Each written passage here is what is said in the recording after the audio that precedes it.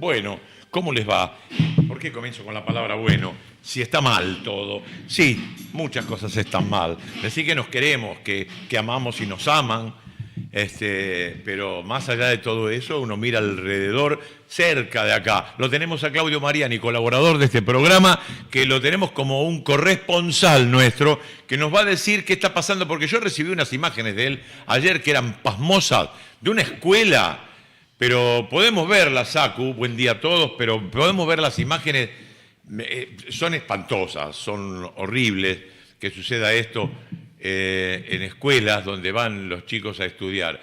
Ahora, en este momento, tenemos estas manifestaciones justamente por el estado de la escuela, los docentes están, ahora vamos a ver dónde, pero es responsabilidad de Lanús, no del partido, sino de un señor que rige los destinos del partido de San Isidro, don Ramón Lanús, aparentemente. Mirá el piso de esta escuela, pero lleno de agua.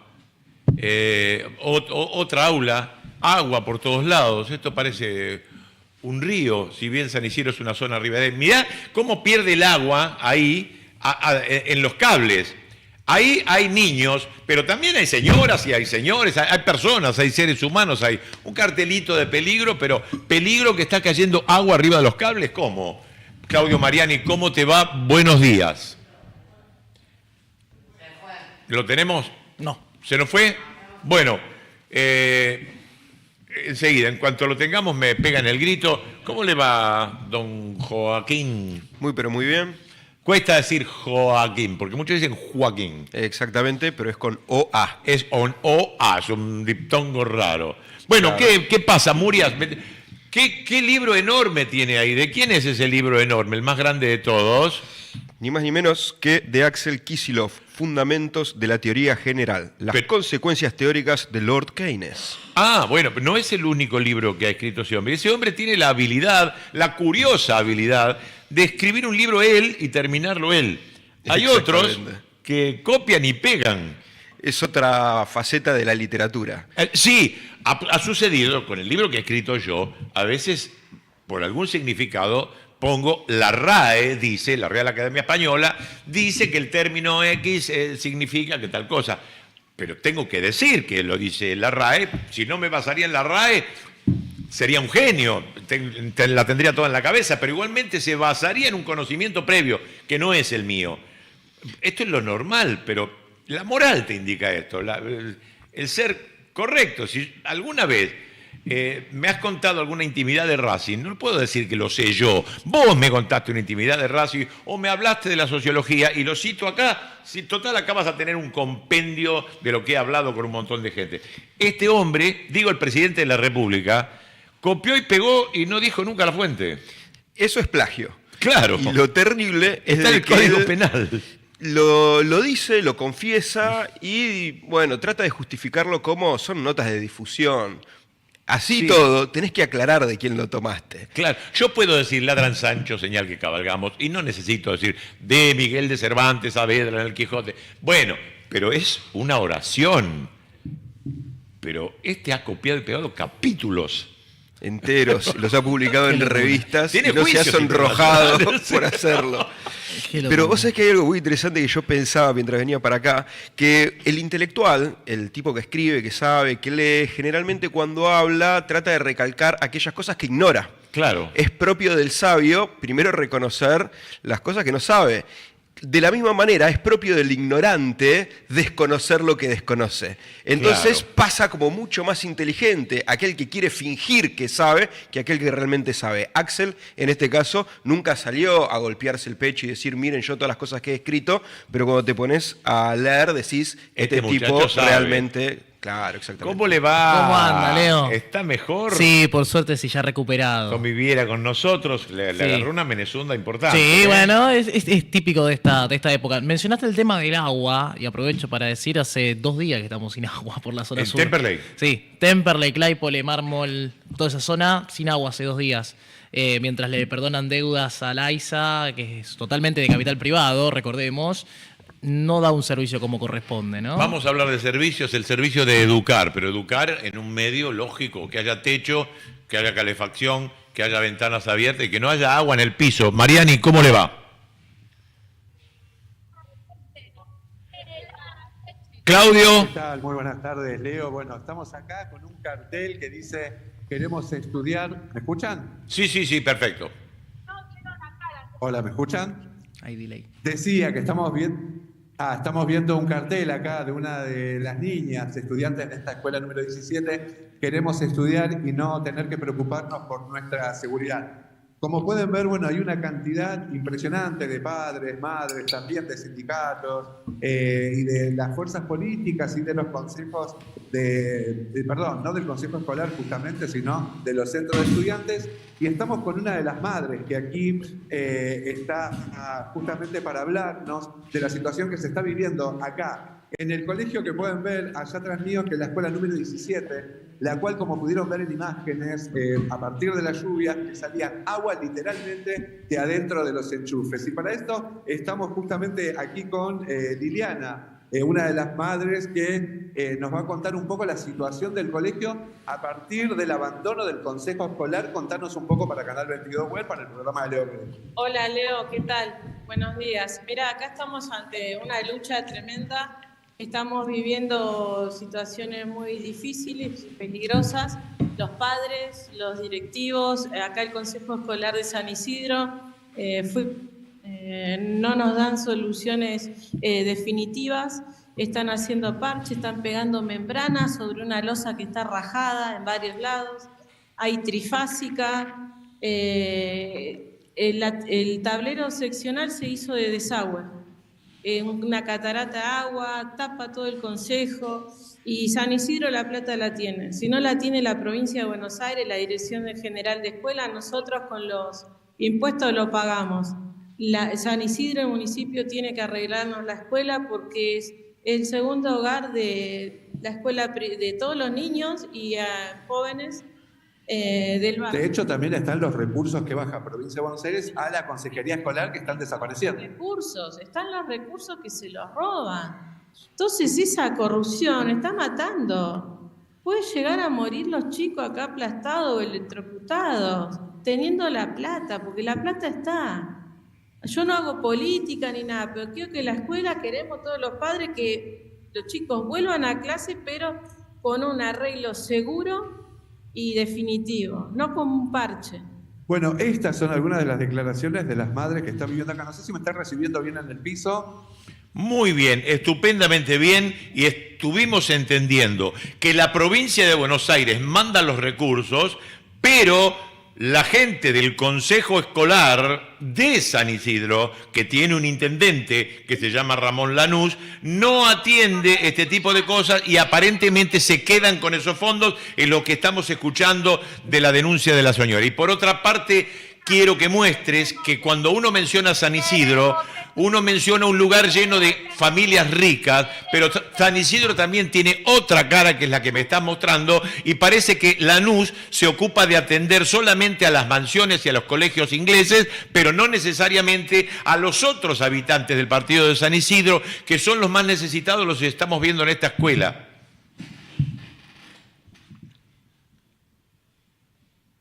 Exactamente. Por otro lado, más allá de lo que estás comentando del abandono que tiene Ramón Lanús en cierto sector de San Isidro, que en este caso es el Bajo de Boulogne, también hay un gran problema de inseguridad en lo que tiene que ver con los barrios altos de San Isidro. Pensemos de que este año ya hubieron más de 4 asaltos, inclusive hablamos de que hubo una persona que estuvo fallecida a causa de uno de los robos que hubieron, por lo cual San Isidro está desamparada por todos lados. Ahora les voy a mostrar exactamente, estoy en la puerta de la escuela. Bueno, se está viendo un poco fuera de foco, pero esta es la escuela la cual está teniendo problemas, y que te insisto, dentro de lo que tiene que ver con el consejo escolar, esto también ha sucedido, por ejemplo, con la Escuela Nacional, donde a los chicos se los dejó sin estufa, o por ejemplo también en el Polivalente, que es la escuela de arte, donde no tenían ventanas. Dentro de las particularidades que te quiero contar de lo que está pasando dentro de este colegio, es que una de las cosas, por ejemplo, los chicos y las chicas que tienen que utilizar los sanitarios no lo pueden usar porque no tienen puertas. Es decir, pueden entrar al baño los chicos de la mañana, recién a partir de las 8 de la mañana, que tienen luz de sol, si no, no tienen luz. La situación que se vive en San Isidro es en general bastante precaria y realmente es como que, bueno, se está tratando de... lo que nosotros decimos acá, hay una se modificó lo que fue el recorrido de los colectivos y dejó a muchos familiares con TEA sin poder acercarse a los hospitales. Acá se ha intentado sacar a 47 personas con VIH del hospital de San Isidro porque no tenían la dirección de San Isidro. Digo, la situación realmente es muy dramática. Bueno, como pueden ver acá atrás están todos los padres, alumnos, bueno, intentando demostrar qué es lo que está pasando, ¿no? La escuela primaria número 17, República del Paraguay, necesita que el Consejo Escolar de San Isidro actúe ya, ponga nuestras escuelas en óptimas condiciones. Un poco este es el panorama que se está viviendo hoy acá en el San Isidro de Ramón Lanús. Y para cerrarte, dejarte decir algo. Ahora en La Calandria, en San Isidro, en Villa Adelina, y le dijo a cada uno de los que participaron ahí que él vino a privatizar el golf. Un golf que es un parque público que fue recuperado por el pueblo. Y te sumo algo más. En todo lo que es Boulogne, en todo lo que es el Bajo de Boulogne, no hay parques públicos. No hay parques públicos y está intentando, y no los hacen desde ningún lugar. Acá estamos justamente en el medio de toda la gente de acá, ¿no? No sé si querés que sigamos con algún reportaje más. No, suficiente la información. Me gustaría, para el final, que deletrees muy bien la escuela, número de escuela, consejo escolar, ubicación en la localidad y todos los datos posibles para ir anotando despacito. Decilo lento.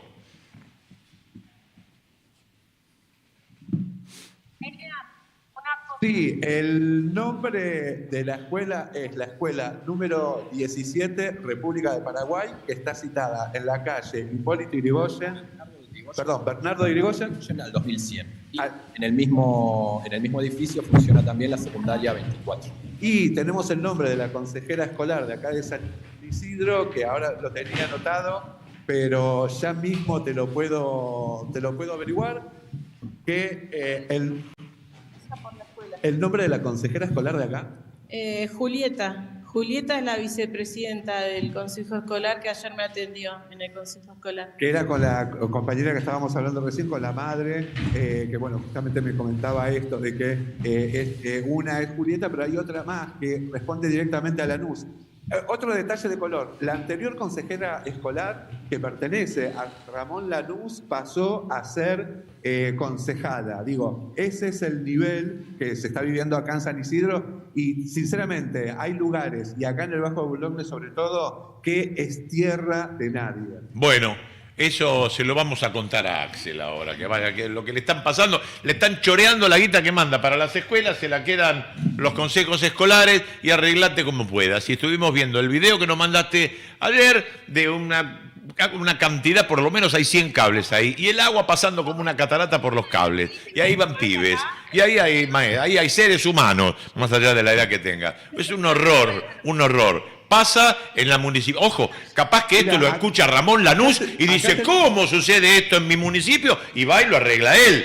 Pero los fondos fueron mandados hace mucho tiempo. Así que lo puede arreglar Ramón Lanús. Pero si no lo hace, que vaya Axel y le pegue en la nuca así. Hijo de puta, que le diga a Ramón Lanús, arreglame toda esta escuela que paso vergüenza. Por culpa tuya, todos se creen que soy yo. No, la gente, toda la que entrevistaste ahí, sabe que Axel es inocente de todo esto. Todo lo contrario, manda los fondos si alguien se los chorea. Claudio Mariani, muchas gracias. Muchísimas gracias, Leo Greco, y a todo Canal 22. Buenas tardes. Nos vemos el viernes. Qué bien, qué lindo tener colaboradores del programa que además pasan por un lado y dicen, mirá, está pasando esto acá. Y sí, tenemos dónde poner. ¿Qué? Telefe no va a poner esto. El canal de Manzano, ¿a vos te parece que va a poner esto? No le importa tres carajos, el canal de la gente. ¿Qué gente? La gente que nos sigue con el entretenimiento muy bueno que hay allí, pero después en lo que se refiere a noticias, todo depende de Manzano, que ahora ese hombre, después te voy a contar la historia de Manzano, pero ese hombre ahora más poderoso todavía. Porque sabemos muy bien que es dueño de Telefe de América, pero es dueño de Edenor, y ahora se queda con el gas. y próximamente se va a quedar con AISA. Entonces, cuando vos estés en el conurbano y tengas que pagar estos servicios, todo es de una sola persona. De Vila, Manzano y 4 o 5 más, que son muy allegados a este gobierno, como fueron muy allegados a Macri, como fueron muy allegados a Menem. ¿Recuerdan ustedes al flaquito, tan jovencito, 26 años, y ya era jefe de la bancada de los peronistas? Y allí estuvo en el balcón en Semana Santa apoyando a Alfonsín. Bueno, ese hombre que se operó el culo, que fue a Miami y fue apoyado por los Mascanosa, bueno, ahora tiene más que los Mascanosa. Tiene litio, tiene mucho litio, tiene pozos petrolíferos. Es muy poderoso ese hombre que salió de las filas del peronismo. Por sobre todas las Ay, cosas. revisión urgente. ¿Cómo le va, don Labarta? Muy bien, ¿ustedes? ¿Qué cuenta? Acá, poniéndole el pechito al frío. Sí. Pero bien, contento, muy bien. Les voy a mostrar algo, porque cuando uno sale campeón, vamos a hablar de fútbol, sale campeón, Sí. bueno, el año que viene posiblemente no salgas campeón, pero vas a estar ahí arriba. Suele pasar, no le pasó a Argentinos en 2010, hoy me vine del bicho, tengo una campera del bicho, pero en el 2010 salió campeón y al año que viene se fue a la B, nos tuvo que salvar Riquelme, que volvió al club peleado con Macri, volvió al club y volvimos a la, pero al año que viene, pero qué mal que estaba el promedio. Bueno, ¿qué le pasó a la Argentina? Y éramos campeones del mundo y ahora subcampeones. No está, es lindo salir campeón, pero no está nada mal. Feo sería haberse ido en fase de grupo, cosa que alguna vez le pasó a Alemania, le pasó a España después de haber ganado el Mundial de Sudáfrica. Es horroroso. Bueno, con la selección bien, pero con el presidente estábamos en la pole position y terminamos muy mal. Vamos a poner los dos videos número 1 y empezamos a conversar con el panel. Los dos número 1 nos hablan primero de una buena caricatura del presidente de la República, pero el descenso en la tabla de posiciones de la Libertadores, ponele. Yo puedo describir, si querés te puedo describir los problemas que tiene el kiosquero de la esquina. ¿Y qué me estás sugiriendo? Porque ¿me entendés? O sea, yo tengo acá las palancas. Entonces, ¿vos qué me estás sugiriendo? Digo, que yo vaya y lo salve. Entonces la pregunta es, si tiene un negocio que no rinde y que tiene problemas, ¿con qué lo salvo? Porque yo el otro día escuchaba a alguien bastante imbécil diciendo, pero vos tenés sectores que les va muy bien, pero vos tenés que ir a salvar lo que les va mal. Eso es de una brutalidad y de una ignorancia enorme. Mirá, porque en el fondo el que te propone tocar la micro te está proponiendo hacer corrupción. Es de corruptos eso. ¿Te das cuenta? Es decir, que los que agarran y quieren tocar la micro y todo eso son asesinos potenciales, según lo que... todo depende de que estén tocando.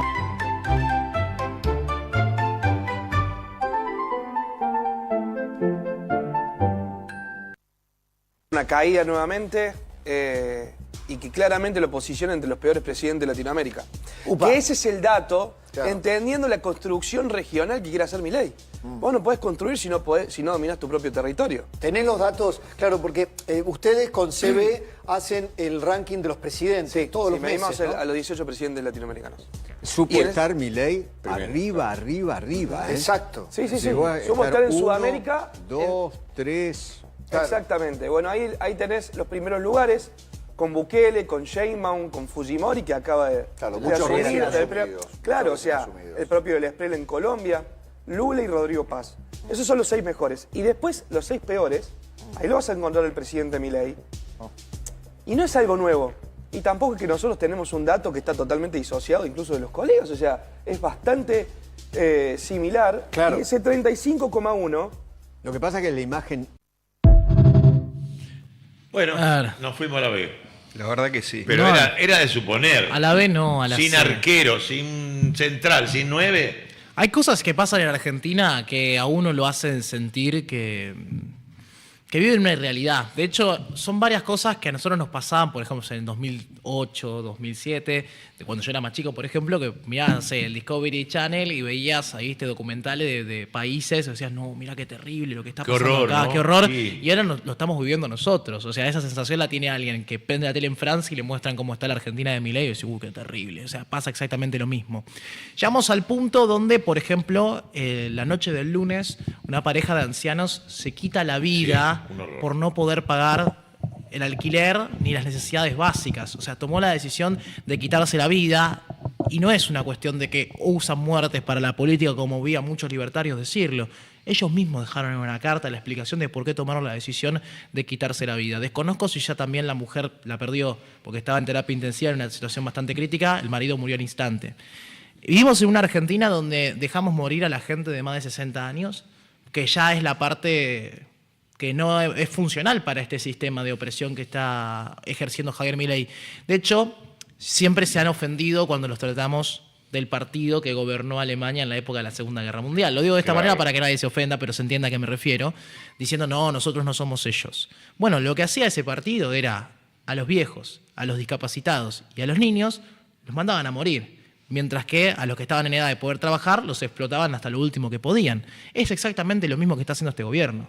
Los niños, aquellas personas que tienen enfermedades que pueden tratarse, pero que si no se tratan terminan de manera trágica, a los enfermos, a los discapacitados, a los abuelos, los mandan a morir. No lo mandan directamente de un tiro en la cabeza, como dijo el presidente. Dijo, yo no les pongo un arma en la cabeza. No, no le pones un arma en la cabeza, pero le quitas los medicamentos, le quitas la oportunidad de poder comer, le quitas la oportunidad de poder pagar un tratamiento.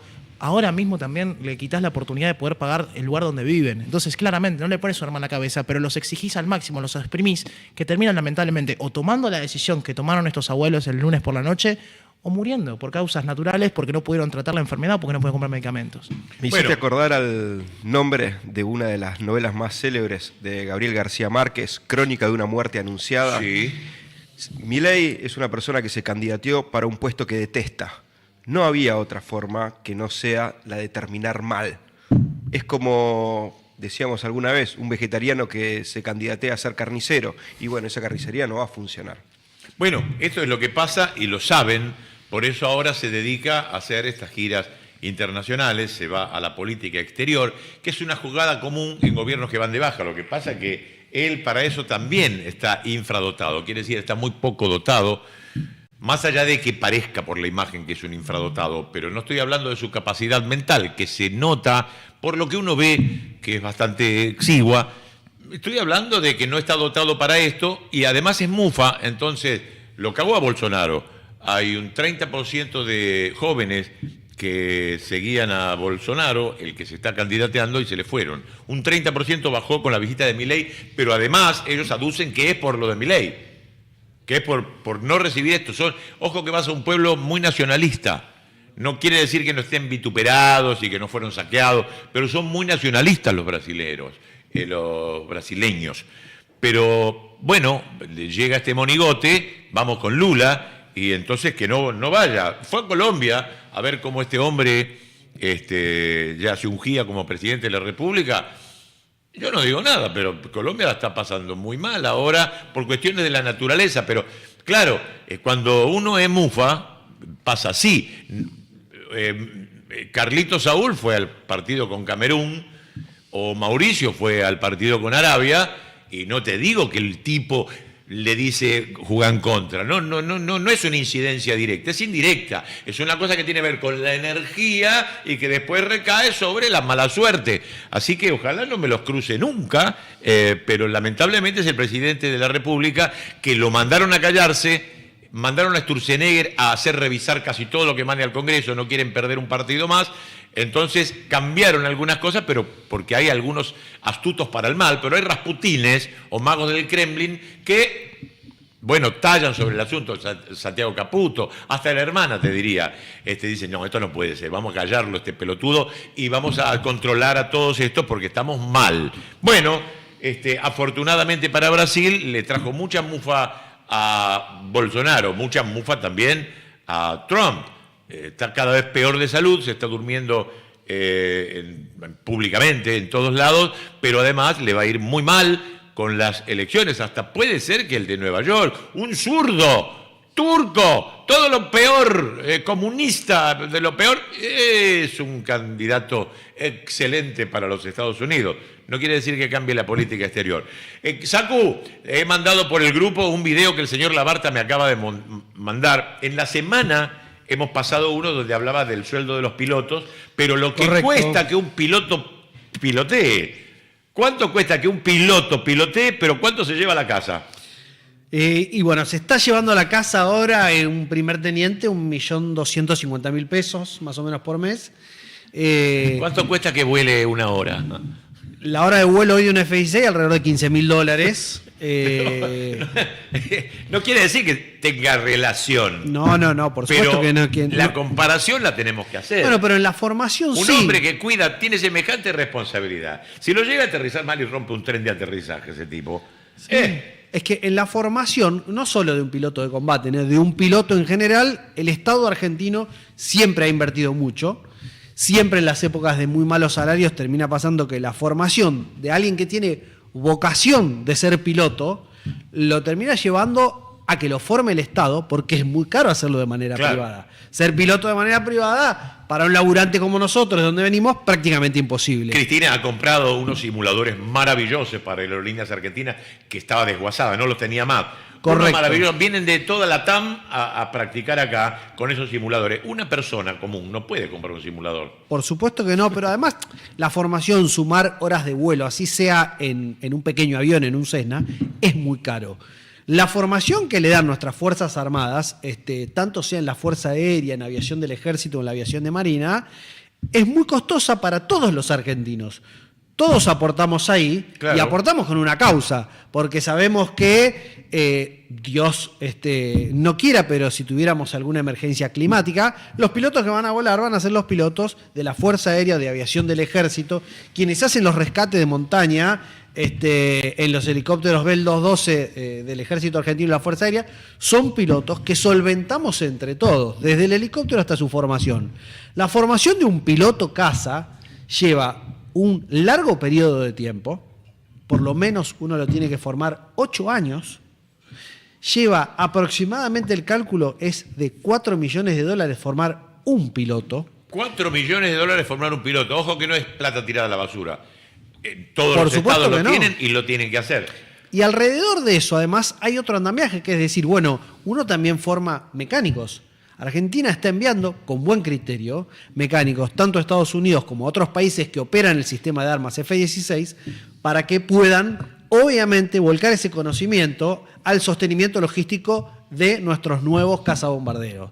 Ahora, por supuesto que si ese piloto, si ese mecánico cobra 800.000 pesos, 900.000 pesos, es muy probable que se dé vuelta y termine aceptando un ofrecimiento de otros países que operan este mismo sistema de armas. Claro. También pasa lo mismo con los pilotos que terminan en aerolíneas comerciales, porque se van porque es insostenible, porque una cosa es exigirle su propia vocación por la patria a un militar, que está muy bien, pero además cuando su mujer se enferma está esperando que el nuevo OSFA, ex-OSFA, lo atienda, que le den los medicamentos, está esperando poder pagar el alquiler y está esperando poder proyectar una vida en familia. Y comer.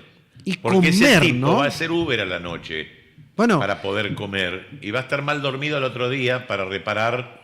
Es que en estos 2 años y 8 meses, yo creo que cuando vemos lo que se hizo con el salario militar, que lo admite el presidente. El presidente dice, esto es un efecto buscado del modelo, tenemos que bajar los salarios públicos. Y los salarios públicos son también los del piloto, son también los del enfermero militar. Es decir, esos son los salarios públicos que estamos bajando, para que todo el mundo entienda de qué hablamos, de la gente que también nos cuida. Vamos a ver el video nuevo que has mandado, Saku. Ponemos el video de la Barta a ver qué nos trae.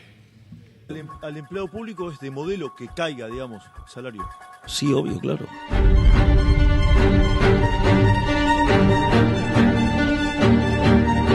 El empleado público va a ganar menos. Es lo que yo prometí en campaña, es la motosierra.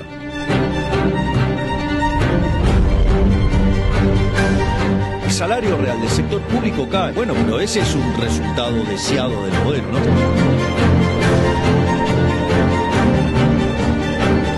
Vamos en el tope o dentro del Estado. Soy el que destruye el Estado desde adentro.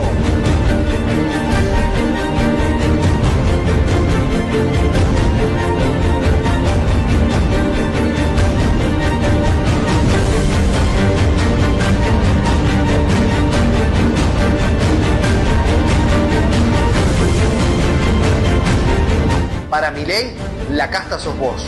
¿Lo vas a seguir permitiendo? Más de lo mismo. Más de lo mismo, pero me parecía poner en contexto porque en la nota que el presidente Milei tuvo con Trebuch, es una nota donde admite y dice, es un efecto deseado, es la motosierra. Bueno, yo les quería mostrar en imágenes el presidente donde está diciendo que esto es un efecto deseado, pero también que mostremos qué están haciendo hoy las Fuerzas Armadas. Entonces, veamos las dos cosas juntas y es un mensaje también a todos los integrantes de las 3 Fuerzas Armadas, para que también, por lo menos en su fuero íntimo, yo sé que ahora, no sé si lo saben, pero salió una comunicación militar que les prohíbe dar a ellos o sus familiares expresiones públicas, les prohíbe poner likes en una publicación porque están dando el consentimiento de lo que dice la publicación. No te puedo creer. Esto es de la semana pasada, lo vi en el Destape, en el portal del Destape, donde está la comunicación del ejército argentino que le da a los militares diciéndole no pueden opinar. Entonces, digo, entre el esfuerzo que les pedimos, la inmoralidad del sueldo, ver lo que hicieron con su obra social, que este gobierno la recibió saneada y con ahorros. Pasamos permanentemente gente quejándose por casos puntuales. Les habilitaron el segundo empleo ahora, es decir, los mandaron a hacer Uber o Rappi, pero además de eso le dicen, pero no pueden opinar. ¿Se sabe cuál es el castigo por opinar, por tirar al...? Sí, tienen faltas administrativas y disciplinarias, pero básicamente lo que hacen, lo voy a decir en cristiano, te cagan la carrera.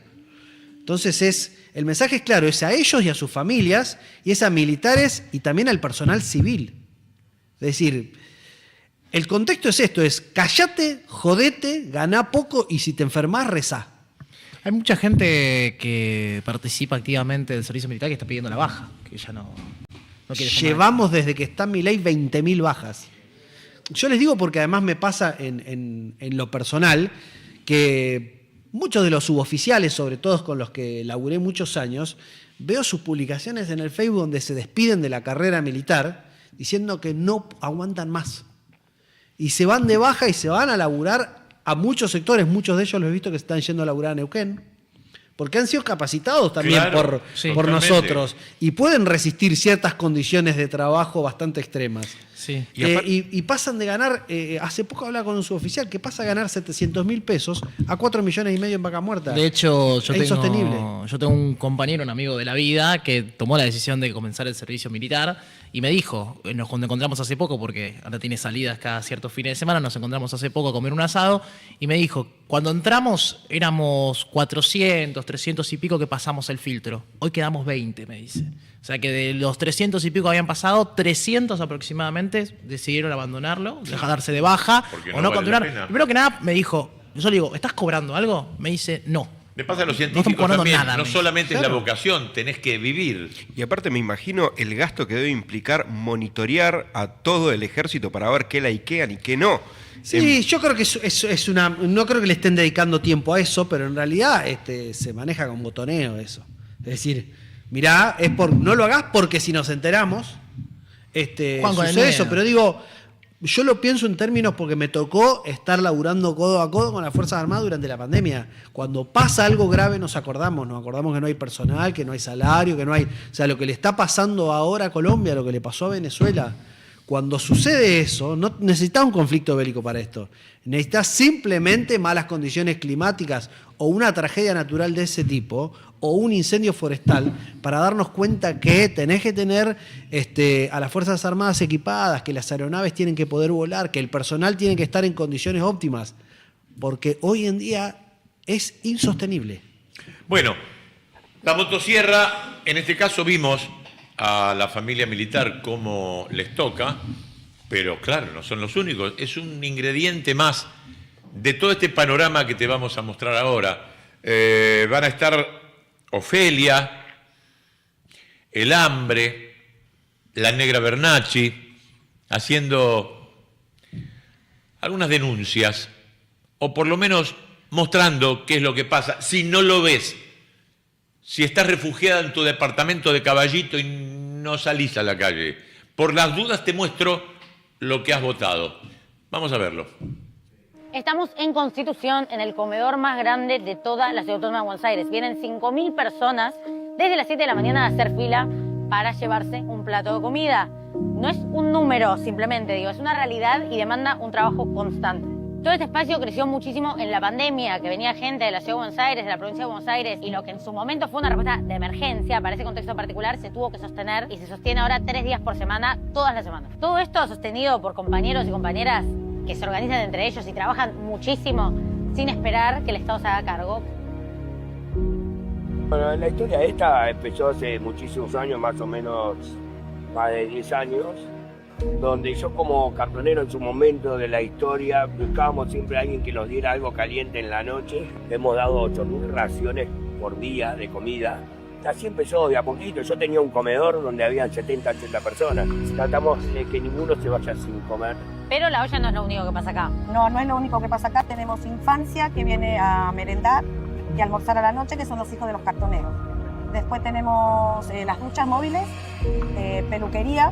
Poder bañarse, tener una toalla, poder lavarse con champú, cortarse el pelo, le damos más dignidad a esas personas. Ya se le da prioridad no solamente cuando uno quiere un plato de comida, sino la ayuda social. Espacio Escucha, que es un trámite que se hace en DNI, y tenemos migración para pasaporte para los migrantes. Y a veces lo más importante que hacemos en este espacio es ponerle oreja, para que la gente se sienta más cómoda y que no somos extraños, es una familia. Esto está cada vez más difícil, cada vez la fila ahí afuera es más larga, hay más demanda de alimentos y cada vez son menos los alimentos que el Estado reparte y provee para estos comedores. Para sostener esta olla y miles de espacios así en todo el país, necesitamos tu ayuda. Busca infanciasmt.ar y sumate y suscríbete a la campaña. Ningún pibe con hambre.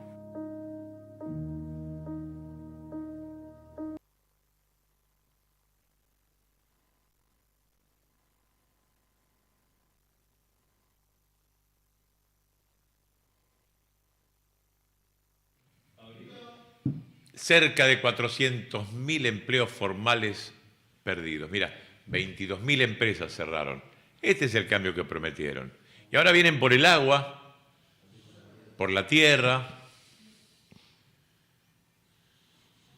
No sé cuánto más vamos a aguantar. Otra vez, pero será de Dios que no se puede vivir en paz. ¡No! Nuevo ajuste en el transporte público del AMBA, pero ¿no había aumentado cuánto hace? ¿Un mes? Hace un mes, sí. Que los dimos como los buenos títulos de las ¿Qué van a hacer? Para los usuarios de la SUBE eliminaron el descuento del 50% en las combinaciones entre tren y subte que suelen hacer quienes ingresan a la ciudad vía ferrocarril. Lo que no queremos es más negros. Sí. No queremos negros, no queremos que vengan. Narcoterroristas. Mirá lo que es, claro, negros terroristas de izquierda y de Virgo. Y de, claro. Así que vamos a poner una barrera. Vamos a poner una barrera. Sí. Si vos sos de Virgo y sos un negro terrorista, quédate, flecha, en el puente de la Noria, papá. No entres. Hay que poner una barrera. Hay que alambrar Buenos Aires, ya lo decían Salcedo en el programa de Lalo Mira hace 45 años.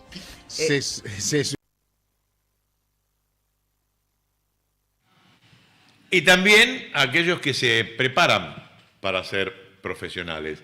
Hablábamos de los militares, estamos hablando de la gente que perdió el laburo. Algunos son obreros, otros son los científicos, es la gente que se preparó durante muchos años en las escuelas, en las universidades, y ahí también apuntan. Y hace rato, los paros docentes, las manifestaciones docentes, suelen ser muy exitosas, pero cuando hablas del éxito de la población, que no solamente aquel 23 de abril marcharon junto a las universidades y a los gremios, y marchamos todos los jubilados, los pilotos de avión, los vendedores de la calle Avellaneda, marchamos todos, 2 millones de personas, sí, pero eso buscaba un éxito. ¿Y el éxito dónde está? Que reconozcan lo que hay que pagarle a los docentes, a los no docentes, a la luz de la escuela, el agua de la escuela, el barrido de la escuela, el comprar tizas, el tener un salón de actos con una bandera, todo eso es un costo que lo tiene que solventar el Estado para que todos tengan la oportunidad de ir. Claro, si vas a una escuela privada, eso lo bancan entre los clientes, porque ya no son alumnos, lo bancan los clientes que abonan su cuota mensual, entonces comprarán bandera, tiza y le pagarán a los docentes. Pero cuando vos posibilitas que el pueblo argentino estudie, necesitas de la escuela pública, la primaria, el jardín, la secundaria y las universidades. Por suerte, el peronismo fundó muchas, especialmente el kirchnerismo, pero ahí les agarra la bronca. Más que se caguen de hambre, no me importa nada. Bueno, vamos al Congreso. Salió la ley, no me importa nada, no hago nada. Vamos a la justicia, primera instancia, segunda instancia, Corte Suprema, no hago nada. Bueno, otra vez una medida de fuerza. Y van, no sé, que me lo diga Claudio Ricci, que es el secretario general de FEDUN, que está en comunicaciones con nosotros. FEDUN es uno de los tantos gremios, uno muy importante, que, bueno, atiende las necesidades de los profesores universitarios. Hola, Claudio. Buenos días, buenas tardes. ¿Me escuchás? Hola. Hola, Claudio. ¿Cómo te va? Bueno, tenemos un poco de delay. Tenemos un poco de delay, así que la conversación va a ser extraña, pero dale vos con qué está pasando hoy, hasta cuándo va a pasar y qué se necesita, qué se quiere lograr.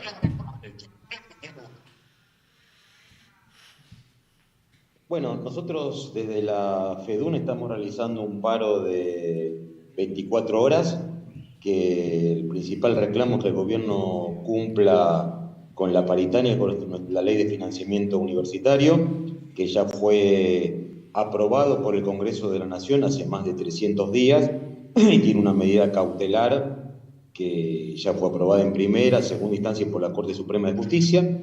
Esto implica un 29,5% de incremento salarial que tiene que darle a todos los trabajadores docentes y no docentes, y a su vez también que cumpla con el aumento presupuestario para los gastos de funcionamiento de las universidades públicas y de los hospitales universitarios. Eso va a ser el paro del día de hoy, que se cumple un acatamiento prácticamente del 100% en todas las universidades públicas, y también hoy a las 4 de la tarde vamos a estar en el Obelisco acompañando a todos los organismos de ciencia y técnica que también sufren un ajuste brutal. ¿Siguen ustedes sintiéndose acompañados por la sociedad? Ahora hay muchísima más gente que se siente decepcionada, inclusive alumnos de las universidades que han votado a Milei, han tenido una esperanza y ahora sienten decepción en sus hogares, en sus casas, y ven que el reclamo de la universidad tenía razón. Aquel 23 de abril de hace 2 años tenían razón y ahora se sienten un poco más acompañados. Ustedes están notando que la parte gorila, vamos a decir, del estudiantado ya los está acompañando porque están dándose cuenta de que estos vinieron a destrozar la educación. Bueno, yo creo que en las marchas, 4 que tuvimos multitudinarias, hubo un apoyo de todo el pueblo argentino en la universidad pública. Yo siempre digo que la universidad es demasiado importante para ser solo de los universitarios, es de todos los argentinos, es la principal institución de igualamiento y de ascenso social que tenemos, y yo creo que muchos de los que han votado de buena leche, por decirlo así, con una expectativa positiva al gobierno, ven como que cada día que pasa las cosas están un poco peor, el ajuste es mayor. Vemos que los trabajadores, los que pierden el empleo, los que tienen un empleo informal, cada día, los pequeños y medianos empresarios, cada día están un poco peor, y que el ajuste vino a ser que la casta éramos nosotros, la casta son los trabajadores, la casta es el pueblo, mientras que obviamente los Adorni, los Patricia Bullrich, los Caputo y todos los que vienen perteneciendo a varios gobiernos, Sturzenegger, le están pasando bien, mientras la pasa mal la mayoría del pueblo argentino. Bueno, esperemos que esta tenga éxito, pero de todas maneras lo bueno es hacerlo visible.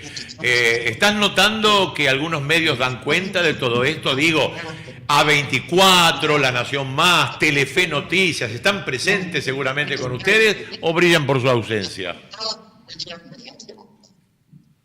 No, la cobertura de los medios muchas veces es difícil, pero creo que cuando hay una medida como esta que tiene un respaldo tan importante de la sociedad, se hace visible en todos los medios, en las redes, en todos lados vemos como se ha instalado el reclamo de la universidad como uno de los principales reclamos y con mayor legitimidad social, como lo que pasó el jueves, donde hubo una masividad y el gobierno tuvo que retirar la ley de extranjerización de tierras, tuvo que retirar la parte de los incendios, y me parece que es una sociedad que ya no está tolerando este gobierno, que bueno, lo único que busca es un extractivismo primario, donde se lleven toda la riqueza del país, unas 4 o 5 empresas a partir de este RIGI, Super RIGI, condenando al desastre y a la miseria de la mayoría de los argentinos.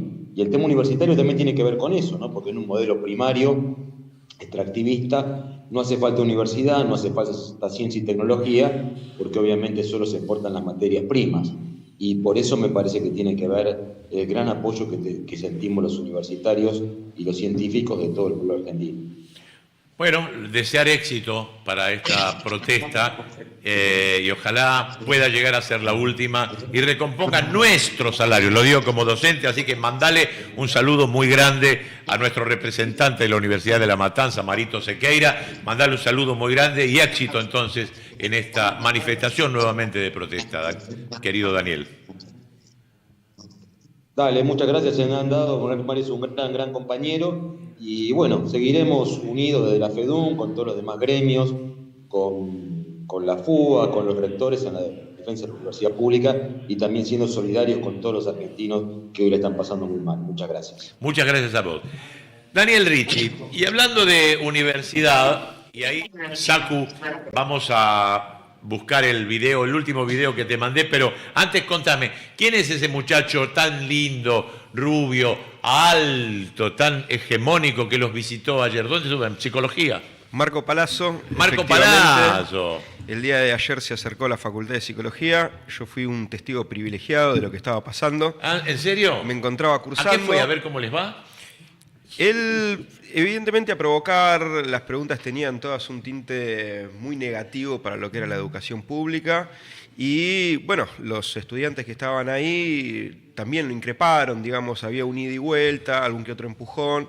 Finalmente terminó en la puerta de la facultad y se acercó, me hizo una serie de preguntas, tomé la oportunidad para escuchar también qué era lo que tenía para decir, bajar un poco también los decibeles, porque si no todo parece un tole-tole.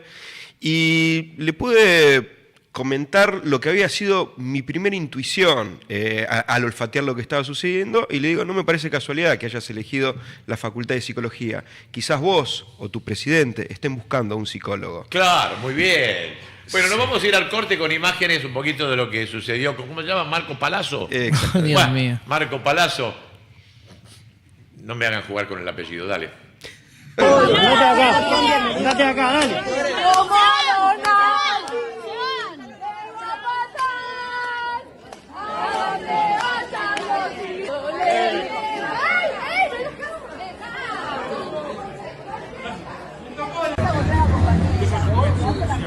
En Palestina golpean a mujeres. No, en Palestina hay un genocidio. Lavate la boca con hablar de Palestina. Lavate bien la boca con hablar de Palestina.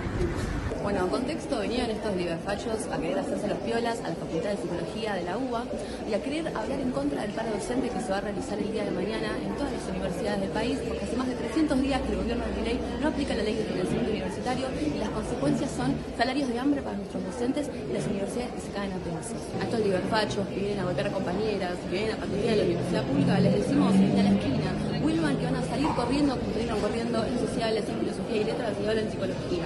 Defendamos la universidad pública, como lo hacemos todos los días. Fuera Milei.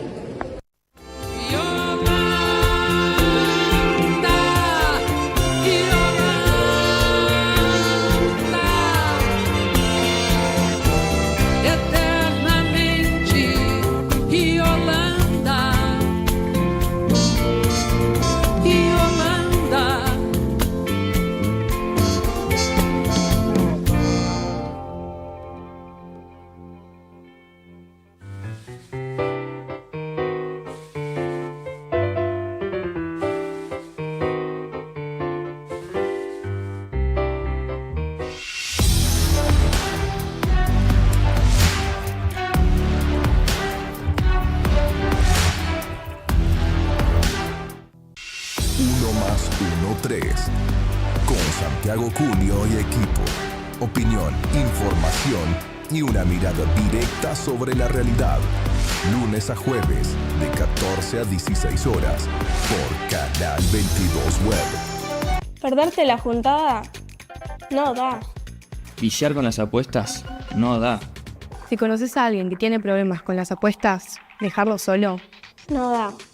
Llama al 0800-222-5462. Gobierno de la Provincia de Buenos Aires.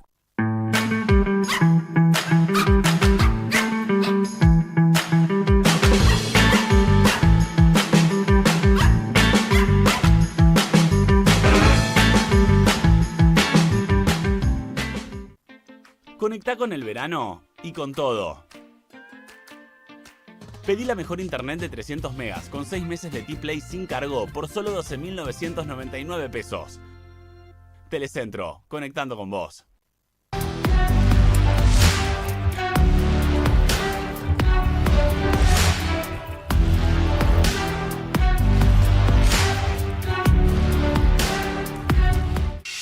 InfoShow con Luis Ventura y Jimena Rigel. Todo lo que pasa en el mundo del espectáculo, información, primicias y análisis. Lunes a viernes de 11 a 12 del mediodía por Canal 22 Web. Perderte la juntada no da. Viciar con las apuestas no da. Si conoces a alguien que tiene problemas con las apuestas, dejarlo solo no da. Llama al 0800-222-5462. Gobierno de la Provincia de Buenos Aires. Código Luteral con Gustavo Luteral. Entrevistas y recorrido por la vida de los mejores protagonistas. Jueves de 16 a 17 por Canal 22 Web. Conectá con el verano y con todo. Pedí la mejor internet de 300 megas con 6 meses de T-Play sin cargo por solo 12.999 pesos. Telecentro, conectando con vos.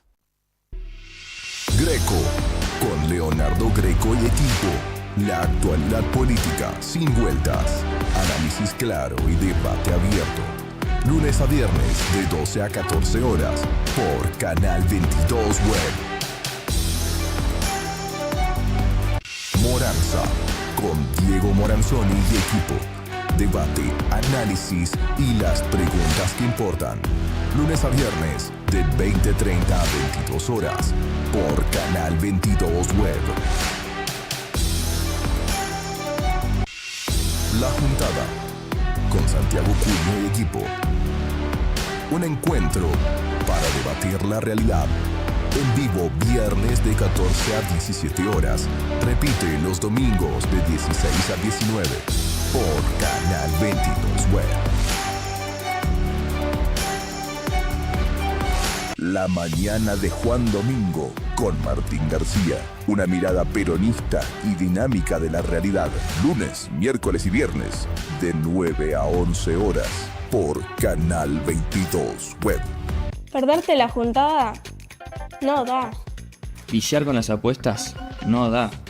Si conoces a alguien que tiene problemas con las apuestas, dejarlo solo no da. Llama al 0800-222-5462. Gobierno de la Provincia de Buenos Aires.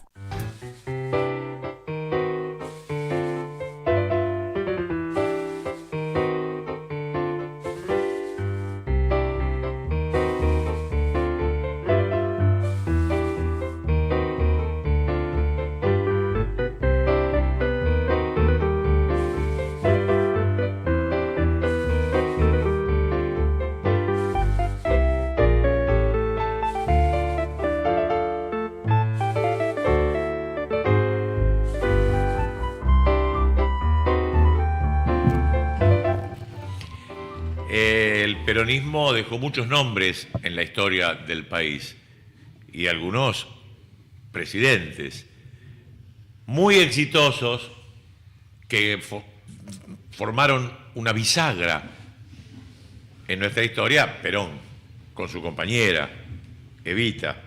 Hubo otros tantos que quizás no están en la historia como se mereciera, pero Pistarini, por ejemplo, una especie de Julio de Dido de Perón, don Julio también, a cargo de una responsabilidad enorme y un país que creció con obra, con infraestructura, de una manera considerable en los gobiernos de quienes también están en la historia, por más que lo quieran borrar Néstor y Cristina. Pero también el peronismo ha tenido grandes atorrantes, algunos llegaron a la presidencia, como Menem. Hemos tenido buenas y malas, pero siempre el resultado fue mejor. ¿Qué hubiese pasado con un gobierno como este, con pandemia, con sequía? ¿Qué hubiese sucedido, no? Teníamos esa versión que cuenta Alberto, que Macri le dijo que bueno, que se muera el que se tenga que morir. Hemos visto los aviones de Aerolíneas Argentinas, por suerte recuperadas, atravesar el mundo para buscar respiradores, para buscar vacunas. Hemos visto un denodado esfuerzo por toda la gente que podría llegar a faltarle el laburo en Tierra del Fuego e inmediatamente, en vez de hacer celulares, se pusieron a hacer toda la maquinaria como para que la gente se trate el COVID que se estaba llevando almas en todo el mundo. Se llegó a tener un premio internacional de la Organización Mundial de la Salud por cómo la Argentina trató el COVID, que fue tan criticado todo esto. Hubo gente como Patricia Bullrich que salía a la calle en sus autos, que se quemaban barbijos. Pasó de todo en ese gobierno donde se apedreó la oficina de Cristina Fernández, donde se llevó guillotinas a la Plaza del Congreso, a la Plaza de Mayo, donde se tiraron antorchas y sin embargo tanto la policía como la gendarmería no reprimieron eso que se podía entender como una protesta social, ¿no? Hubo un montón de cosas rescatables en lo que podemos considerar fue el segundo peor gobierno del peronismo. No brillaron como Perón y Evita ni como Néstor y Cristina. Menem fue sin dudas el peor, porque aquellas banderas que el justicialismo llevaba adelante las traicionó, las cagó. Era simpático, era un tipo de un excelente humor y era realmente un político que manejó como quiso y a su conveniencia la política argentina. Era un peronista al servicio del mal. Y después hubo gobiernos un poco más timoratos o con tira y aflojes con la verdadera dueña de los votos, porque no tenía ni una unidad básica, Alberto. Entonces hubo tironeos allí, hubo un mal manejo en muchos casos en la economía, comenzó a haber una inflación, un maltrato sobre la renegociación de la deuda externa y cómo pagar esa odiosa deuda externa que nos había dejado Macri, cómo tratar todo esto, hubo peleas, pero si uno se pone a comparar un gobierno que podríamos, si estuviésemos en el colegio del 1 al 10, ponerle 4, 5. Sí, no fue el mejor del peronismo. Pero vamos a hacer esta comparación. Vamos al video número 2, que te hace una comparación con aquello que fue puente, gracias, por supuesto, a Telefe, a Canal 13, a La Voz del Interior, que pertenece a Clarín, a José Luis Manzano y toda su multimedia, a Intratables, a María Eugenia Vidal, a Mauricio Macri, a Larreta, que ahora parece un santo, a un montón de gente, a Polémica en el Bar, cómo se criticaba y se criticaba y se criticaba y se criticaba y se mostraba permanentemente a toda esta gente a la cual Caputo le pagó, a esta gente de la guillotina para que le gatillara a Cristina Fernández de Kirchner, a Bonadío, a Stornelli. Era enorme la guerra contra estos gobiernos que, para ellos, lamentablemente, repartían un poquito más de guita para el pueblo. No de izquierda, no, peronista. El peronismo nunca fue de izquierda. Podés pensar un poco en el 50-50, en repartir un poco más para que la gente no se vaya al comunismo. Para eso nació. Pero fue virtuoso. Bueno, comparación con un gobierno que padeció la pandemia, un gobierno que padeció sequía y el comienzo de la guerra de Rusia con Ucrania. Todo lo peor. Ahora, lo que son las cosechas, la de guita que hay. Encima ahora el petróleo, un gobierno que le sacó plata a los ricos para hacer el gasoducto y que este gobierno no terminó. Un horror lo de este gobierno. Pero a ver, comparado con el de Alberto que tanto puteamos todos, mirá. El presidente Alberto Fernández lo viene tratando, reproduzco lo que dice, de psiquiátrico y pobre imbécil. Mire los resultados comparativos. Esto es el peor resultado de la inversión extranjera directa desde el año 2001. ¿En serio? Sí. Los jubilados es impresionante, tienen un ingreso que es hoy peor que el del 2001. Hoy vale menos que en 2001. La peor crisis que recordamos contemporáneamente implica el cambio de gobierno. El salario mínimo vital y móvil cayó casi un 40%. La industria manufacturera registró su menor utilización de capacidad instalada desde la crisis del año 2002. El empleo registrado volvió a caer y alcanzó en febrero la mayor baja para ese mes desde 2002. Si mirás contra noviembre del 2023, tenés 235.000 empleos privados menos, tenés más de 70.000 empleados públicos menos. Mire los resultados comparativos. Desde que asumió Javier Milei, cerraron casi 25.000 empresas en la Argentina. Una crisis comparable con la de 2001. Hay unos 6 millones de argentinos que entraron en mora. El porcentaje de mora de créditos de familias es el más alto en 20 años. Los últimos 30 años es el menor consumo de carne actual. Exacto. Mire los resultados comparativos. Los sueldos, nuevamente, y otro mes que se mide, que no logran ni alcanzar a la inflación. El 87% de la actividad económica de la Argentina está en terreno negativo. Diciembre del 23, 24, 25, ¿cuánto aumentaron? 561%. Una deuda de 58.000 millones de dólares con el Fondo Monetario Internacional, nada más. Brasil expulsó al embajador de Argentina en Brasilia tras los reiterados insultos del presidente argentino Javier Milei. Victoria Villarruel, la vicepresidente, ha tratado prácticamente al presidente de enfermo mental. Lo trata casi de loco. Mire los resultados comparativos. Bueno, ¿cómo nos paramos ahora nosotros, tan críticos en ese momento? Teníamos razón con el gobierno de Alberto, éramos críticos, pero ahora decís, Lo de Milei es una estupidez supina. Plantea un modelo de gobierno que se asemeja a la Argentina de 1880. En 1880 Argentina tomó un modelo agroexportador que solamente dijeron, nosotros tenemos un montón de recursos, entonces ¿para qué vamos a hacer empresa? ¿Para qué vamos a hacer fábrica? No, saquemos las cosas del campo, y Argentina se conoció durante 30 años como el granero del mundo, ¿no? Han pasado más de 100 años desde aquel momento y Argentina nuevamente vuelve a caer en la estupidez de decir, nosotros tenemos un montón de recursos, lo vendemos y lo mandamos y ¿para qué vamos a fabricar cosas? No fabriquemos nada, que vengan a comprar.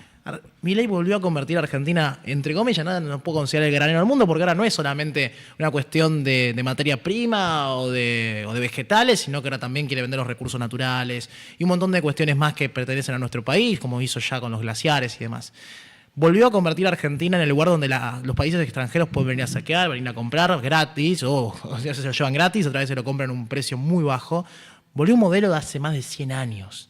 Un tipo que supuestamente dijo que venía a adelantar a la Argentina. Volvió a convertirlo en el granero del mundo, aunque la terminología debería ser distinta en este 2026. Pero realmente más de 100 años han pasado desde aquel momento y Argentina parece que no aprendió absolutamente nada. Por eso siempre decimos que la historia vuelve a ser bastante cíclica, como volvemos al mismo punto de partida. Pero lamentable. Sí.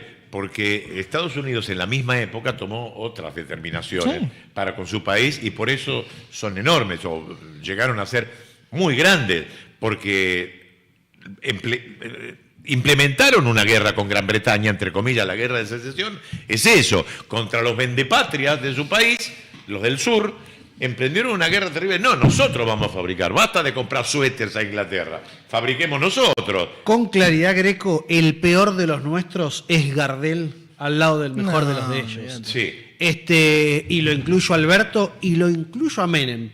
Porque a veces pienso en retrospectiva y digo, bueno, Menem asume, o sea, recordemos lo que fue el gobierno de Alfonsín, ¿no? Recordemos lo que era la economía de este país y recordemos el contexto internacional, donde yo creo que también lo miró y dijo, bueno, se acabó la disputa global. Claro. El mundo eligió hacia un lado, cayó el muro de Berlín. Si caía para el otro lado era comunista. Al otro día. Entonces lo que digo fue pragmático, no solo leyendo el mundo, sino ubicándose en qué lugar del mundo estaba la Argentina, ¿no? Bajo la influencia en el mismo continente que Estados Unidos. Pero digo, Yo a todos los que me dicen cositas me gusta ejercerle las matemáticas simples, porque yo sumo Perón 46-55, 9 años.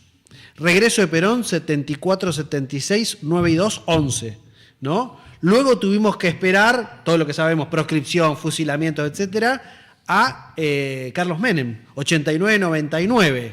Vamos 22. 22 y 12 de kirchnerismo, 34. Y 4 de Alberto, 37. 37 ¿desde cuándo? 38. 38 ¿desde cuándo? Desde el 46 acá. En 80 años, 37 años. Hay que hacer una linda disquisición allí, porque habría que sumarle los 2 años de Ramírez Farrell, porque ya estaba Perón. Correcto. Habría que sumarle, porque lo que identifica al gobierno no es el escudito, sino las políticas a implementar. Pero hay que restarle entonces los 2 años de María Estela Martínez de Perón, que con Celestino Rodrigo implementa el neoliberalismo naciente en ese momento, y después los 10 años de Menem. Es que yo me quiero hacer cargo de todo sin inventario. No, bueno, pero... Le digo por qué, porque así todo me da mejor. Políticas peronistas o no.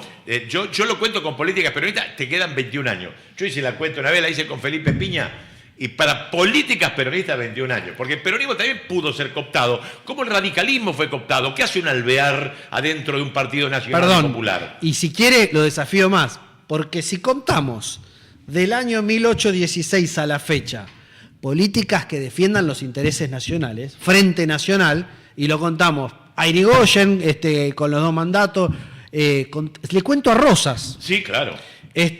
O sea, cuando sumamos los de este lado, en 200 años de historia, estamos perdiendo 130 a 70, claro, siendo generoso. Sí, totalmente. Y no digamos, es que hubo mucha variedad como en una heladería. No, conservadores o liberales y peronismo. Acá hice justo una lista, una clasificación de aproximadamente 30 presidentes de la ley Sáenz Peña esta parte.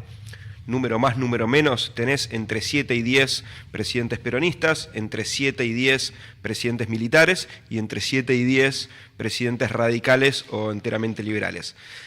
El top 10, en ese top 10, 6, 7 van a ser peronistas y después los otros, bueno, podrás contar ahí con un par de dedos algunos, pero decididamente fueron los años más felices.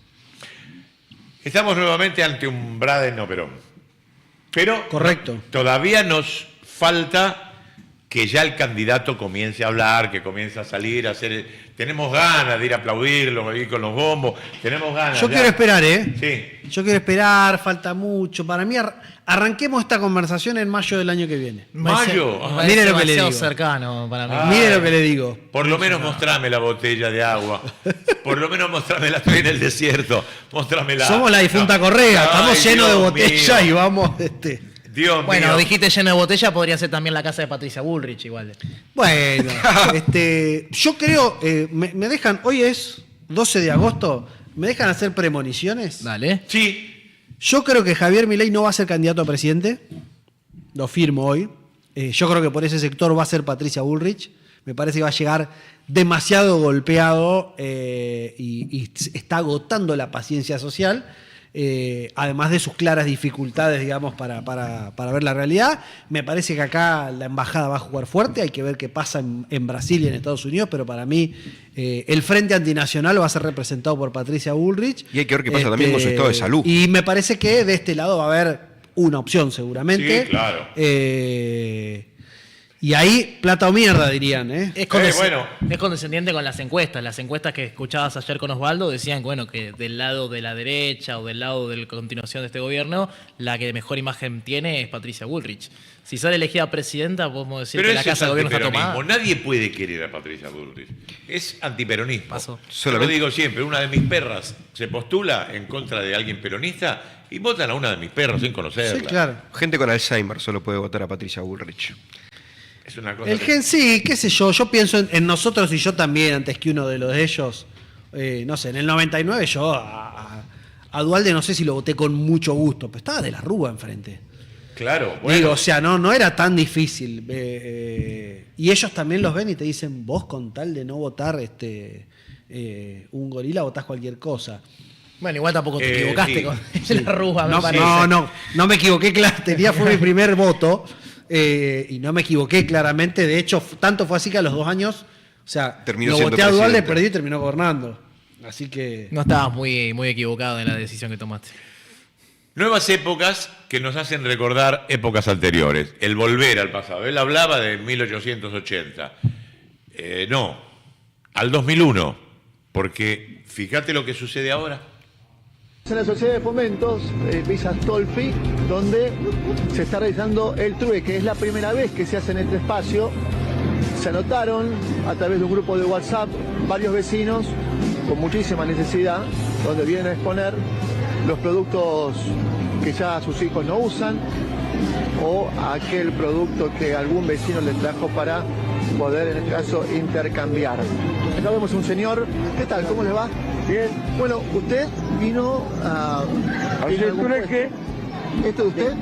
Sí, todo esto, trueques, para cambiar por alimentos, para vender, lo que sea. Acá vemos esta camperita es usada, pero en muy buenas condiciones. Sí, todo en buenas condiciones. ¿Y usted lo quiere cambiar por qué? Por alimentos, plata, lo que me sirva. ¿Usted para llevar a la casa. está sin trabajo? No, yo gracias a Dios estoy Tiene trabajo, trabajando. pero sí, además tiene que hacer esto para poder seguir viviendo. Sí. No le alcanza con el trabajo. No alcanza. Y esto es una ayuda. Sí, me vale, es una ayuda. ¿Usted participó del trueque en el 2001? ¿Fue parte del trueque o no? Sí. ¿Y volver al trueque que...? No, nadie quiere volver al trueque, queremos trabajar, queremos que haga fuente de trabajo. ¿Cómo está yendo? Bien me va. ¿Es la primera vez que participa de un trueque usted? No, yo ya años atrás estuve en un trueque. ¿Cómo se siente tener que participar nuevamente? Mal, obvio que mal. Porque la verdad que retrocedemos en vez de avanzar. Tal cual. Yo jubilada, así que algo hay que hacer.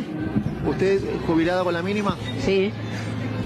¿Y usted qué es lo que está acá? Ropa que mi nieto tiene un lugar que él fabrica, entonces él me da los restos y yo lo coso y lo reciclo. Ahí veo alimentos. ¿Pudo cambiarlo por alimentos? Exacto. Bueno. Es lo que más buscamos. ¿Y puedo ver a ver qué es lo que pudo conseguir? Unos fideos, el tirabuzón, arroz. Atún también. Sí. ¿Qué va a hacer? Acá puede tener un guisito, ¿no? Puede tener acá el fideo con atún. ¿Es así? Entonces hoy pudo conseguir esto. Sí. Entonces ya se va a casa con la seguridad de tener una comida rica. ¿Qué va a hacer? Es así. Hay que moverse, si no. Una postal que parece como retroceder 25 años atrás, ¿no? Lo feo es que es en un país tan rico. Porque si estuviésemos en Haití, que tenemos caña de azúcar nada más, y encima viene un huracán, pero acá que hay de todo y que es tan extenso, y se lo quieren quedar los manzanos nada más. Es terrible, es lamentable. Don Labarta, sea feliz, continúe. Bueno. Usted se va a otra fábrica ahora. Correcto. Tiene varios trabajos. La fábrica de hacer juicios. Bueno, sea feliz. Lo despedimos. Puede irse nomás tranquilamente. Nos vemos miércoles que viene. El miércoles que viene. Misma hora por el mismo canal, nunca Pero se sí, dijo esto, ¿no? señor. Escúcheme, ¿usted tiene un trueque cerca de su casa? ¿Ya hay también? No. ¿Tren? Trueque. Ah, trueque no. De hecho, la primera vez que lo veo, no había visto este video y me genera una sensación muy extraña dentro mío. Claro, atún por porque ropa. he escuchado estas historias de gente grande, ¿viste? De 40, 45, 50 años, incluso de parte de mi mamá, que me contaba, no, porque iban a las plazas y hacían esto. Y siempre uno lo ve como muy lejano, ¿viste? Como diciendo, qué loco esta parte de Argentina, lo que se vio, como cuando te cuentan la dictadura, ¿viste? Y decís, qué loco esta etapa de Argentina, qué tristeza, qué dolor. Y uno piensa ingenuamente que nunca le va a tocar vivirlo. Y hoy lo veo y es real y lo estoy viviendo. Me pasa como lo que te contaba al principio, ¿no? Cuando miraba los documentales de gente de otros países, decís, uy, qué triste, qué quilombo que están viviendo. Y hoy lo siento parte propia, como me siento yo parte de un documental que seguramente en algún momento algún otro país lo va a estar viendo y decir, mirá lo que está pasando en Argentina. Claro. De hecho, viendo este video de recién, a mí me genera una pesadez en el pecho, porque pienso en que esto es historia contemporánea. 24 años pasaron del 2001. 23 y pico, porque fue sobre el final del año que se pudre todo. pero 23 años, 24 años que pasó esto, o sea, mucha gente lo vivió. O sea, no podemos, yo hablé de 1880 cuando fue Argentina granero del mundo. Claro, no hay nadie vivo de esa época, pero 24 años. Pero vos me traes un documental de estos, con este informe, de Ucrania, decís, bueno, claro, están en una guerra, los ucranianos acuden al trueque, tienen bombardeado todo, se cortaron las fuentes de comunicación, el transporte, no tienen para ropa o para bacalao, y lo negocian con ropa. No, sí. Esto es en la Argentina. ¿Qué pasó? Volvimos al 2001 o a 1880, decía Tomoy antes. Claro. Yo ahí quería hacer una salvedad. Primero, si llegan a conocer una casa de trueque cerca de Montegrande, avísenme. Necesitaría ir. ¿Qué tenés para ofrecer? No, debería comprar ropa, básicamente. Bueno, Les podría libros. llevar libros, la boina, cosas por el estilo. Pero por el otro lado pensaba que hay una distancia entre lo que Milei dice y lo que Milei hace. Él dice ser un economista ortodoxo, él dice volver a 1880 o por lo menos así desearlo.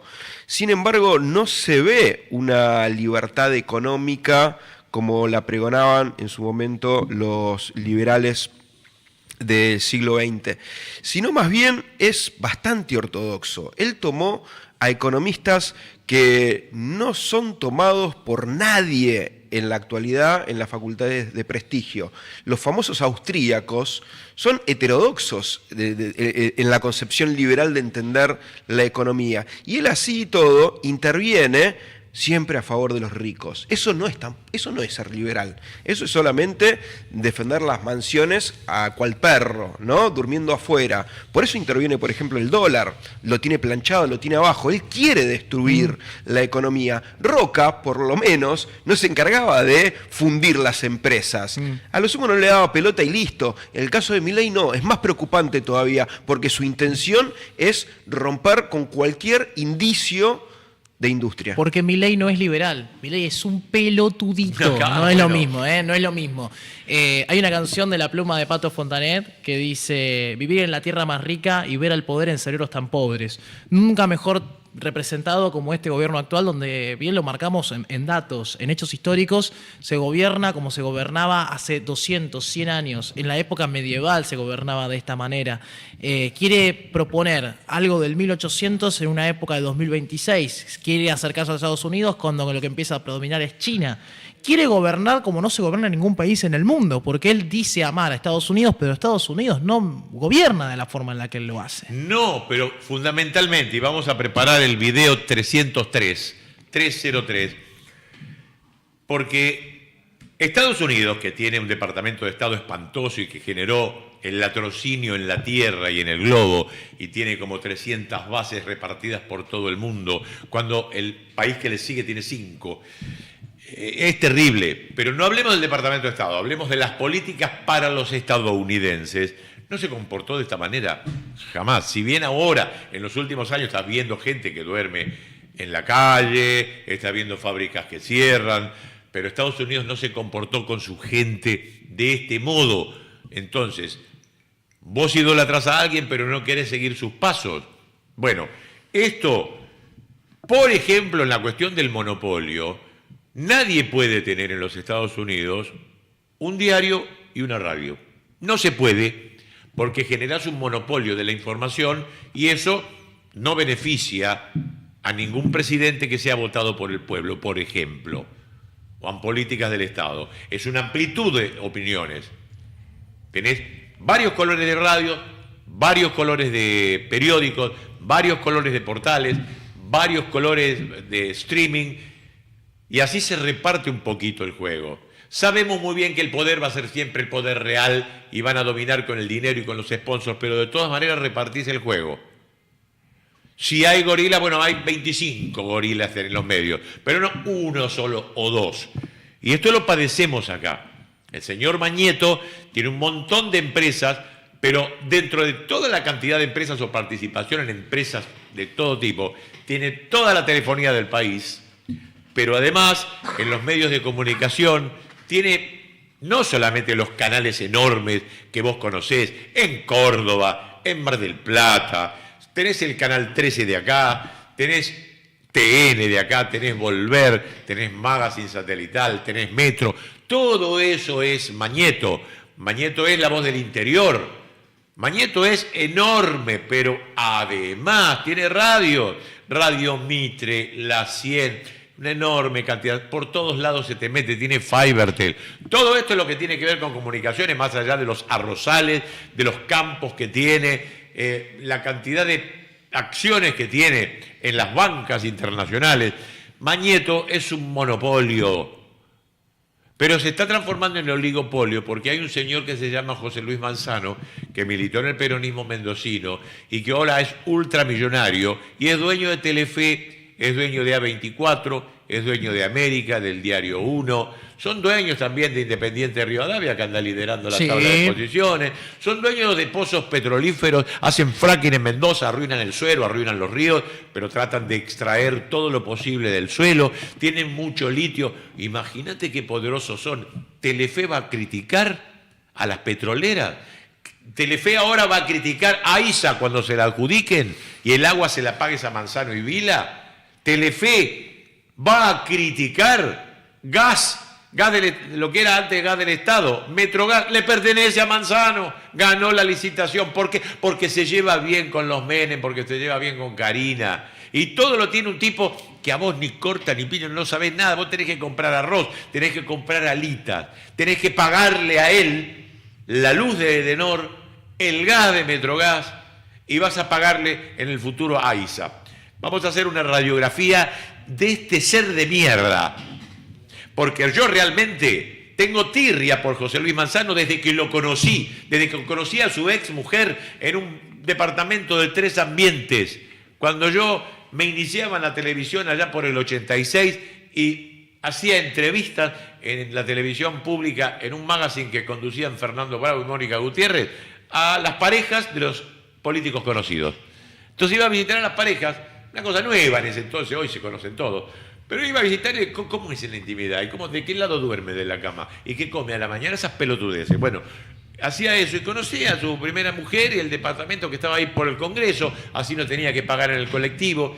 El pobrecito de José Luis Manzano, cómo pelechó la guita que tiene. Primero te lo radiografía Cuneo, lo dijo acá hace un par de meses, en un tono bastante infantil, me encanta el Cuneo cuando te cuenta el cuentito de Manzano, y después con Berkovich, noticias de último momento. Fíjate vos lo que es de perjudicial para la nación argentina un bípedo tan despreciable como José Luis Manzano. Por supuesto que si Cuneo me raja no consigo laburo en ningún canal, pero estoy tan feliz, duermo tan contento. No le temo a que Manzano me mate.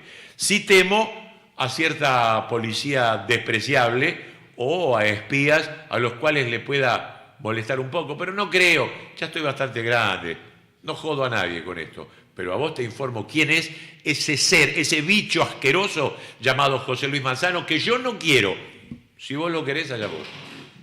Había una vez un niño muy jovencito que decía que era peronista. Ese niño creció y llegó a ser diputado por el Partido Justicialista por la lista 2, con la foto de Vita y de Perón. Ingresó al Congreso, estaba Herminio Iglesias, entre otros, Imbeloni, Cafiero, y él era diputado. Fue presidente del bloque del Partido Justicialista, un joven e ilustrado Manzano. Ese niño Manzano que creció quería ser presidente. Entonces se subió al balcón en Semana Santa para hablarle al pueblo argentino, mostrándose como una figura emblemática de la democracia moderna para conducir los destinos de la patria. Después que sucediera esto, terminó siendo ministro de Carlos Menem, un riojano príncipe de la aceituna que hizo un aeropuerto en Anillaco para que aterrizara un Boeing 747 para sacar aceitunas al mundo. Y él, transformado en ministro de Carlos Saúl de Anillaco, fue víctima de un libro que solo contaba robo para la corona. Salió corriendo de la Argentina con el rabo entre las piernas, a los costados 2 cachetes de plástico porque se había hecho el culo antes de irse. Y cuando llegó a Miami fue recogido por 2 cubanos que lo recogieron hasta darle un recogimiento que lo transformó en alguien que volviera a la Argentina, ya no como hombre de la política ni queriendo ser presidente de la patria, sino siendo un miserable, ruin y asqueroso servil de la infame élite económica que venía a saquear la Argentina que él había querido conducir como presidente.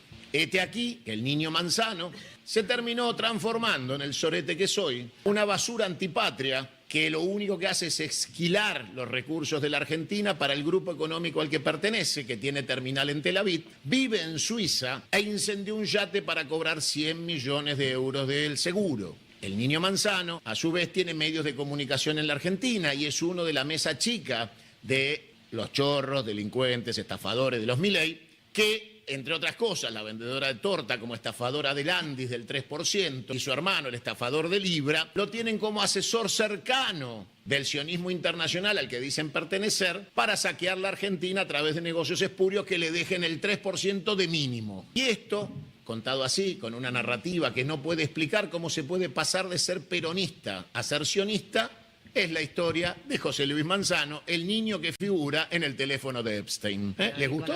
Manzano acaricia un monopolio que jamás nadie soñó sobre los servicios públicos en Capital y el conurbano. Edenor, Metrogas y AISA. Algo que para aquel ingeniero político de las privatizaciones configura toda una parábola alucinante de lo que es la política en Argentina. Puede haber estado pensando aquel joven chupete que se iba a convertir hoy, 35 años después, en uno de los más poderosos empresarios de la Argentina, en uno de los dueños, que iba a poder repartir sus días entre Ginebra y Buenos Aires, que iba a tener un pie en los sectores más dinámicos, en la minería, en el litio, pero nadie en aquel momento podía imaginar que todos estos hechos se iban a concatenar así, que esas privatizaciones que el menemismo nos vendía como una modernización, iba a terminar con un monopolio parecido al estatal, pero en manos de un privado. Chupete, como siempre se lo conoció, acababa de volver al país como hombre de negocios a fines de los años 90 y le dijo a Clarín: voy a seguir en política toda la vida. ¿Sabes cómo soy yo? Como los titanes en el ring. Los tiraban abajo y ellos se subían de nuevo. Del ring me van a sacar muerto. Había arrancado una carrera política tempranísimo. Mendocino asumió como diputado con solo 27 años. Se convirtió en la principal espada parlamentaria peronista y en jefe de bloque. Nacía de vuelta la democracia y la afinidad que consiguió construir con el Cotino Siglia llevó a que se los entronizara como garantes del funcionamiento de esa nueva democracia. Cuando a Alfonsín la economía se les va de las manos, él se convierte primero en uno de los que discute el rumbo y finalmente en ministro de Menem. Un año y medio que él alcanzó para convertirse en icónico. Congenió con otros dos mendocinos, con quienes creó el andamiaje legal para la mayor enajenación de patrimonio público que se haya producido en la Argentina, que fueron las privatizaciones de esa época. Ahora Manzano se quedó con Metrogas, después de que le prorrogaran la concesión a Metrogas de la mayor distribución de gas en Argentina hasta 2047. Metrogas reparte algo así como una cuarta parte del gas que reciben los hogares que tienen gas por red en Argentina. Y se queda con un combo precioso, porque acaba de estar detrás de la compra de las estaciones de servicio de Shell y de la refinería, pero además de esto es el controlante de Edenor. Este mes, dicen, se va a resolver también la reprivatización de AISA, para la cual está picando en punta Mauricio Filiberti, un socio de Manzano en esta empresa. Lo que ha desarrollado Manzano incluye incluso más de lo que tenía en su momento el Estado, porque la red de Shell, la refinería de Dock Sud, Telefe, estaban más allá de la fantasía más alocada. La ley de medios le prohíbe a un dueño de medios tener empresas de servicios públicos. Nadie controló en ningún momento. Hay una pregunta cuando uno ve hasta qué punto estos intereses que concentró están vinculados a la capital y al conurbano. ¿Piensa Manzano que va a cambiar la bocha? ¿Que en algún momento pronto el programa económico va a cambiar o el gobierno va a cambiar y el conurbano y la ciudad van a ser ya no una zona de sacrificio, sino de vuelta un lugar con cierto poder adquisitivo? Si hay algo a lo que están atadas estas empresas es a la realidad económica del área metropolitana de Buenos Aires. Y de algún modo el esgrima entre los dueños es esto: ir surfeando los distintos vientos políticos para aprovechar el más propicio en la valorización de alguna empresa, porque funcionan ellos también como apéndices de capitales extranjeros a los cuales rinden cuentas todo el tiempo. Algún fondo europeo o de Wall Street les presta a jugadores locales que son son los que se mandan a hacer estos negocios. La pregunta es ¿qué piensa Manzano que va a pasar con este gobierno, al cual respaldó desde el día 1? Escuchá lo que decía en marzo pasado. ¿Cómo ve la economía del país, pero con una actividad económica que está un poco estancada? No está estancada, crece. Podría crecer más rápido, para eso se tiene que acelerar la inversión, pero la economía va a crecer, todavía falta mucho en materia de desregulación. Yo creo que crece si hay sectores que van a tener que hacer un gran esfuerzo de adecuación, hay sectores que no son competitivos para este modelo, así que van a tener que hacer un gran esfuerzo, pero hay sectores que van a volar. Vaca Muerta va a volar, minería va a volar, el agro está volando, de tecnología va a volar. ¿Tiene pensado presentar algún RIGI? Sí, hay varias que son con RIGI, 2 o 3 RIGI. Está en una situación en la que le pasa como al loto, sale o sale, porque consiguió cubrir todo el paño. El gobierno que venga no solamente va a tener a Manzano del otro lado cuando tenga que discutir las tarifas, con lo que está empezando a la hora de endeudarse, pero lo va a tener también del otro lado cuando quiera renegociar las condiciones hiperventajosas que la ultraderecha les concedió a quienes prometieran inversiones cuantiosas en esos sectores. Manzano se dio cuenta que el poder político va y viene, pero que hay otro poder que se construye y que permanece para siempre. El poder del dinero, el poder que 35 años después parece haber construido con una inteligencia superior, proverbial, pero también con mucho lobby y siendo amigo de los que había que ser amigo. Quizá no lo sea, no tengo la menor idea, pero qué cara de hijo de puta. Qué cara de garca. Sí, cara de garca. Bueno, acá también lo que nos demuestra es que el gobierno de Javier Milei te mierte hasta los más ínfimos, porque una de las cosas que dijeron cuando asumieron fue que no iba a haber pauta para absolutamente nadie. Bueno, está bien, no vas a ver en los gastos del gobierno, le pagamos 10 millones de pesos a Telefe. Ahora, a quien maneja Telefe le están dando la concesión del gas, la concesión del agua, de la luz, le dejan la cancha libre para que haga lo que quiera y poner el nombre que más te guste, llamarlo a otro nombre, pero eso se llama pauta. Pero si quiero tener a alguien en TN, si quiero tener a alguien que me opine bien en Canal 9, puedo manejar todas las estaciones de servicio de Shell que tengo, Manzano las tiene y te auspicia Shell. Claro. Bueno, pero mientras tanto no hables de este tema y habla de este otro, te dominan con ese poder. Bueno, en Estados Unidos no pasa. A mí me hace acordar... Ese monopolio. A mí justamente te iba a decir eso. Me hace acordar a un juego de mesa que se llama Monopoly, claro, traducido al castellano, el gran y bien ponderado estanciero, en donde vos ibas comprando distintas casilleras y cuando conseguías el monopolio, la cuota que recibías por cada uno que caía... los pozos de petróleo, las provincias...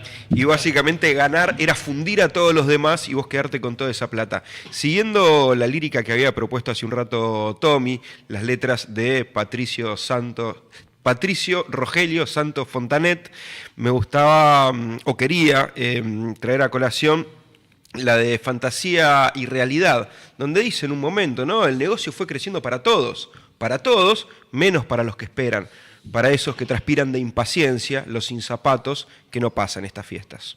Bueno, esto es un poco este negocio, pero la ley que el otro día fracasó en los puntos esenciales en el Senado, va a pasar a diputados y todavía está aquella de que no podés expropiar. Mucha gente sin información, ignorantes o víctimas de lavado de cabeza, te hacen pensar en las expropiaciones como que vas a habilitar a que un futuro gobierno, entre comillas, peronista, te saque la casa, te pueden expropiar. No, los gobiernos no hacen eso en el mundo capitalista y en ese siempre estuvimos. Jamás salimos del mundo capitalista. Y si viene un gobierno peronista va a ser más capitalista que ninguno y va a beneficiar a un montón de gente que vive del capitalismo. El comerciante, el industrial, esos son los beneficiados. Bueno, si sucediese esto, la única posibilidad que tiene un gobierno de expropiar es cuando necesita, por ejemplo, hacer una ruta. Y tenés que pasar por un campo que es de alguien. Bueno, tenés la facultad de expropiar un pedacito de ese campo para que pase esa ruta. Pero nada más, no hay otra posibilidad de expropiar. Salvo que una propiedad del Estado, o sea, de nosotros, el Estado somos nosotros, el gobierno es otra cosa. El Estado, nosotros, ¿qué tenemos? Tenemos una empresa petrolífera que da ganancias, tenemos trenes que son nuestros, tenemos aerolíneas que son nuestras. Bueno, vino un hijo de puta como Carlos Saúl Menem y lo privatizó. Se lo dio a privado, la fundieron, no hicieron nada de inversión. Bueno, nosotros la reestatizamos, la compramos, no es que te la robamos, la compramos.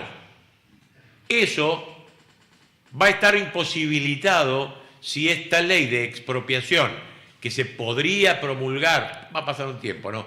Pero en diputados y después volvería a senadores, si esto tiene éxito. Si esto tiene éxito, todo lo que le demos a Manzano no se lo podemos recuperar.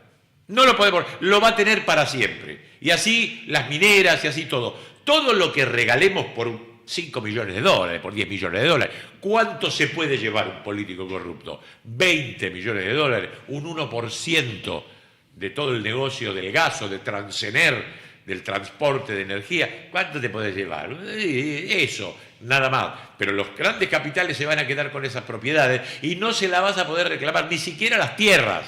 No podés reclamarle las tierras, no podés expropiarle a Lewis esas tierras que tiene, malavidas. Bueno, nos quitan esa posibilidad. Nosotros tuvimos la suerte de ver cómo Perón pudo recuperar los ferrocarriles argentinos que eran de los ingleses.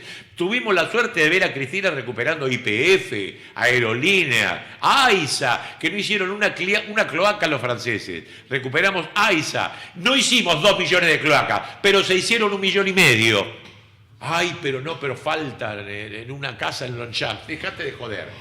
Pudimos tener esa posibilidad. Lo que quieren es quitar esa posibilidad. Por 5 millones de dólares. Pero siempre es por plata. No es por el beneficio del país. Siempre es por comisiones. Después se van. Sabemos que Milei se va a refugiar en Israel, que es cagón. No porque usa pañales, que es cobarde. Y se va a refugiar en Israel mientras exista ese lugar o lo haga desaparecer del mapa Irán, no sabemos, pero se va a refugiar en Israel o Donald Trump le dará una cucha en Mar-a-Lago, no lo sabemos. Pero bueno, así son estas historias, van a querer hacer eso. Ojalá siga fracasando esto y se diluya, porque tenemos que tener esa potestad de poder recuperar lo que está mal vendiendo ahora. Totalmente. Yo creo que en el Lago Escondido se esconde uno de los indicios más claros sobre lo que está sucediendo en Argentina. El fin último es entregar las tierras. Ahí es donde radica la mayor porción de riqueza que tiene nuestro país. Y quienes están gobernando llegaron a un extremo tan pero tan potente que están uniendo absolutamente a todos. Mira, había encontrado el día de ayer una revista que se llama Marcha de 1970, en donde el sociólogo Roberto Carri decía ni más ni menos que lo siguiente en relación a los errores del gobierno, que me parece que se están manifestando de alguna manera en este momento en el Obelisco, donde se están juntando todos. No lo estoy pudiendo abrir, pero bueno, te lo parafraseo de la siguiente manera. En la educación en general y en la universitaria en particular, los errores del gobierno están funcionando como punto de contacto de un montón de actores que están diseminados, separados, y encuentran en ese puño cerrado el momento exacto en decirle, che, basta, bueno, sí, porque nos estamos quedando sin nada. Es lo que sucedió en la época de los 70. Por ejemplo, principalmente en La Plata, ciudad universitaria, donde varios guetos se fueron formando, de lo que conocemos nosotros por la historia con los Redondos, la Cofradía de la Luz Solar, que era un grupo de universitarios que tenían ideas, vamos a decir, de rebelión, y que mediante la cultura expresaban esas ideas. Muchos de ellos después exiliados en la época de la dictadura, algunos desaparecidos. Yo de hecho me preguntaba por qué esas formas de expresarse en contra del sistema que los oprime no se estaba representando tanto en esta época, porque no hay tanto movimiento. Mirá, vamos a ver algo, es el video 18, que asusta, pero es un artículo del Financial Times. No está publicado acá. Y te cuenta que los dueños del mundo, los dueños del planeta, están comprando tierras no para criar ovejas, para pasarla bien y tener un momento bucólico y andar a caballo. No. Saben muy bien que el mundo va a explotar, que va a haber una hecatombe nuclear, los tipos calculan y saben que esto es irreversible. Entonces buscan un lugar en el mundo, alejado del norte, donde pueda haber aire no contaminado, donde pueda haber recursos naturales cercanos, especialmente agua, y donde puedan sobrevivir armando una especie de iglúes que ya están. Y es en la Argentina. Para eso quieren refugiarse acá. Para eso tanto se preparan aquellos capitostes de los Estados Unidos, de Europa y especialmente de Israel. Por eso la adquisición de tierras indiscriminada y por eso al lado de donde haya recursos. Nadie se va a ir al monte chaqueño, al impenetrable. No, ahí justamente no. Vamos a verlo, el video te lo muestra el Gato Silvestre, que la otra noche te leía este artículo y te lo resumía del Financial Times. Rancho argentino, donde los directores ejecutivos de las empresas tecnológicas planean sobrevivir al apocalipsis. La estancia argentina donde los CEOs tecnológicos planean sobrevivir al apocalipsis. En las estribaciones de los Andes, en una extensión de terreno agreste, 5 veces más grande que Manhattan, un grupo de empresarios se prepara para el fin.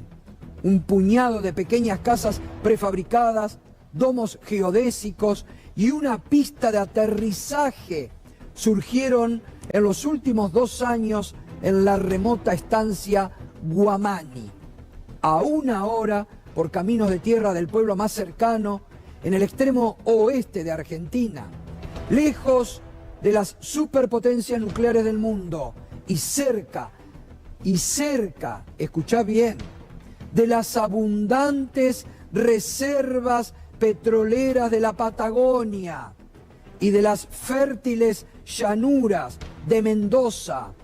Guamani es la mejor apuesta del fundador tecnológico argentino-español Martín Barsaschi para un lugar que sobreviva al Armagedón. Bueno, este Barsaschi lo conozco, es un atorrante viejo y conocido hipermillonario argentino que le fue muy bien y lo había presentado alguna vez de la Rúa como un magnate que destinaba muchos de sus fondos para las universidades, aparecía como un buen tipo, como un exitoso, como uno de esos tipos que hizo mucha guita en poco tiempo y que además era bueno.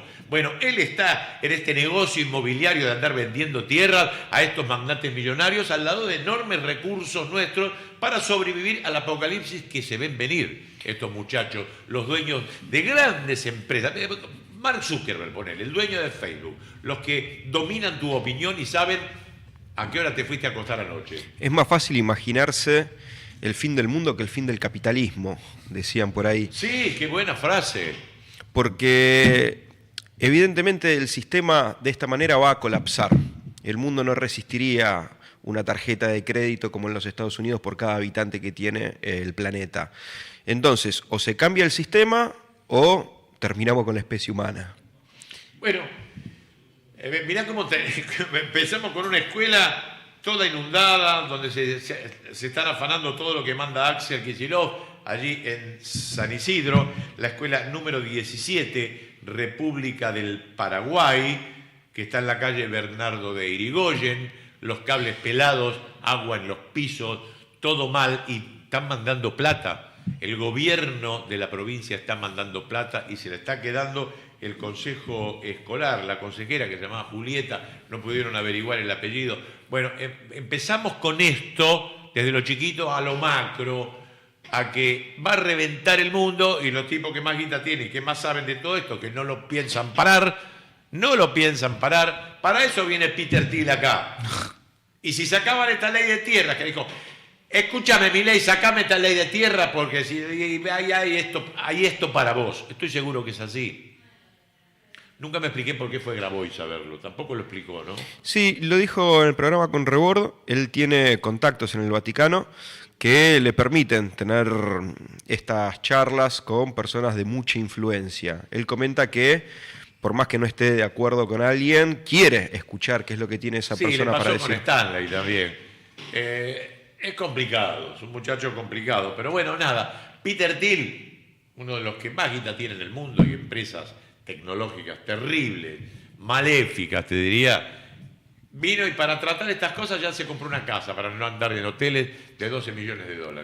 Ese anda mucho por acá, va y viene, va mucho a Mendoza, alguna que otra charla en Chile, va mucho a los casinos. Bueno, ¿qué querés que te diga? Nos vamos con el 32, te dejo pensando. Es la historia que Jorge Bucay alguna vez escribió de un elefantito.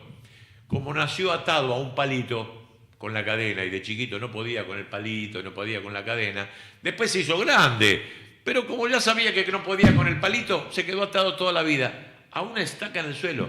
Así pasa con los elefantes. Aprendieron a que no pueden, pero sí pueden. La cuestión es darse cuenta. Muchachos, nos vemos. Hasta mañana. Leo.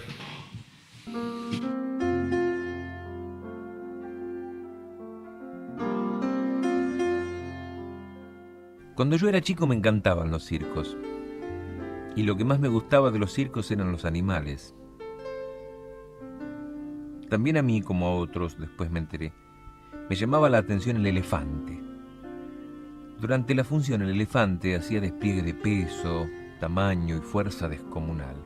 Pero, después de su actuación, y hasta un rato antes de volver al escenario, el elefante quedaba sujeto solamente por una cadena que aprisionaba una de sus patas a una pequeña estaca clavada en el suelo. Sin embargo, la estaca era solo un minúsculo pedazo de madera apenas enterrado unos centímetros en la tierra, y aunque la cadena era gruesa y poderosa, me parecía obvio que ese animal, capaz de arrancar un árbol con su propia fuerza, podría, con facilidad, arrancar la estaca y huir. El misterio es evidente. ¿Qué lo mantiene entonces? ¿Por qué no se escapa? Cuando tenía 5 o 6 años, yo todavía confiaba en la sabiduría de los grandes. Pregunté entonces a algún maestro, algún padre o algún tío por el misterio del elefante. Algunos de ellos me explicó que el elefante no se escapaba porque estaba amaestrado. Hice entonces la pregunta obvia: si estaba amaestrado, ¿por qué lo encadenan? Y no recuerdo haber recibido ninguna respuesta.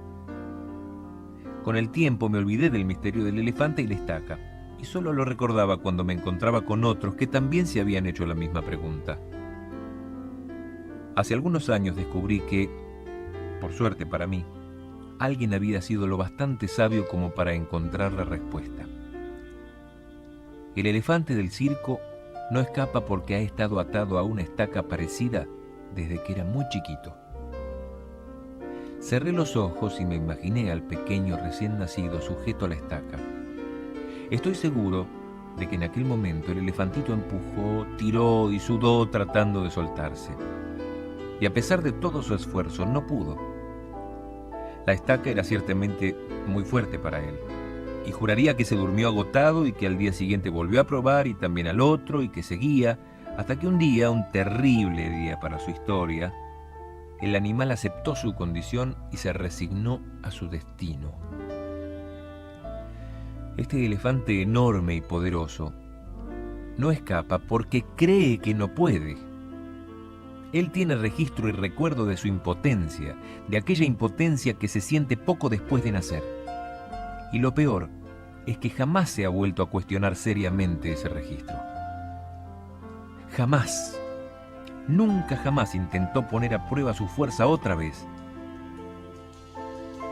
Cada uno de nosotros somos un poco como ese elefante. Vamos por el mundo atados a cientos de estacas que nos restan libertad. Vivimos creyendo que un montón de cosas no podemos, simplemente porque una vez probamos y no pudimos. Grabamos en nuestro recuerdo no puedo y nunca podré. Crecimos portando ese mensaje que nos impusimos a nosotros mismos y nunca más lo volvimos a intentar. La única manera de saber es intentar de nuevo poniendo en el intento todo tu corazón.